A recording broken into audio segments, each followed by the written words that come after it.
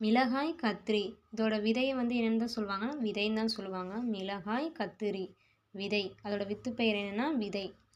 நெல் சோளம் இதோட வித்து பெயர் என்னென்னா மணி. நெல் சோளம் இதோட வித்து பெயர் என்னென்னா மணி. ஆமணக்கு வேம்பு இதோட வித்து பெயர் என்னென்னா முத்து. ஆமணக்கு வேம்பு இதோட வித்து பெயர் வந்து என்னென்னா முத்து.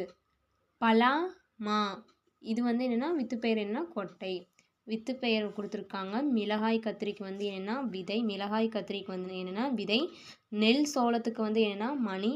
ஆமணக்கு வேம்புக்கு என்ன அப்படின்னா முத்து. பலா மாவுக்கு என்ன அப்படின்னா கொட்டை. அடுத்தது வந்து என்னென்னா குலைப்பெயர். மா புளி இது ரெண்டுக்குமே என்ன கொத்து, குலை குலையாக இருக்கும்ல. அப்போ மாவுக்கும் மாம்பழத்துக்கும் புளிக்கும் என்னென்னா கொத்துன்னு சொல்லுவாங்க. முந்திரிக்கும் ஈந்துக்கும் என்னென்னு சொல்லுவாங்கன்னா குலைன்னு சொல்லுவாங்க. முந்திரி ஈந்து வந்து குலை, மா புளி வந்து என்ன கொத்து. வாழைக்கு வந்து என்னென்னு சொல்லுவாங்கன்னா தாருன்னு சொல்லுவாங்க. வாழை வந்து தாரு. நெல் சோளம் வந்து என்ன கதிர்.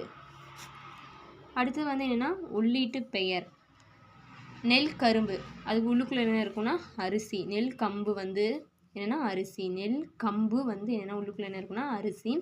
அவரை துவரை வந்து உள்ளே இருக்கிறது என்ன சொல்லுவாங்கன்னா பருப்பு. அவரை துவரை பருப்பு. நெல் கம்பு வந்து அரிசி. வாழை மா வந்து உள்ளுக்குள்ளே இருக்கிறது என்னென்னா சதை. வாழை மாக்குள்ளே என்ன இருக்குன்னா சதை. பலா சீத்தாக்குள்ளே இருக்கிறது சுளை. பலா சீத்தாக்குள்ளே இருக்கிறது சுளை. முருங்கை முருங்கையிலையும் கற்றாழையிலையும் உள்ளுக்குள்ளே இருக்கிறது என்ன பகுதி, அந்த பகுதி என்ன சொல்லுவாங்கன்னா சோறு.